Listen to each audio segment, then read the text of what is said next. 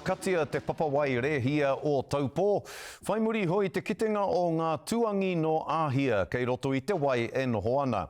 Nā te kitenga o e nei tuangi nei e kōrere anō te karanga kia mataara tātou ki e nei nanakia nei e whakarauraru ana i o tātou wai Māori puta noa i te motu. I kōrero a Timoti Takiwai ki ngā māngai o te tarahiti Māori o Ngāti Tū Wharetoa i te rānei. He mōrearea nui e kai haere i ngā taonga o te wai.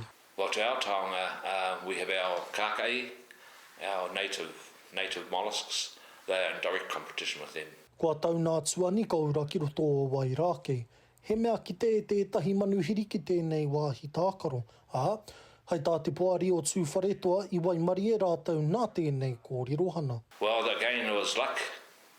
We had a similar luck with Didymo back in the early 2000s, but this time there was a tip-off. He whai anō hoki i ngā mahi o te arawa i tā rātou kati i te roto o Kataina. He whakamaumahara ahakoa ki hea nā manuhiri haere ai, me whai whakaaro rātou ki ngā ture o te wai. And you got a mihi to our families over in Rotorua, who are also putting in contingencies around their moana. And the main thing is that we all have a plan, but including all the agencies. Ahakoa te whai o te tauira, kai mamao tonu te whakaaro o te kati tika i te roto o Taupō. Well, the issue really is we need more data.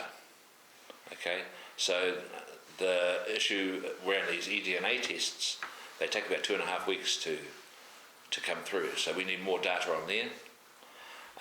We need more data in terms of the visitor numbers, because closing the lake is a big kōrero, but one that we're prepared to go to.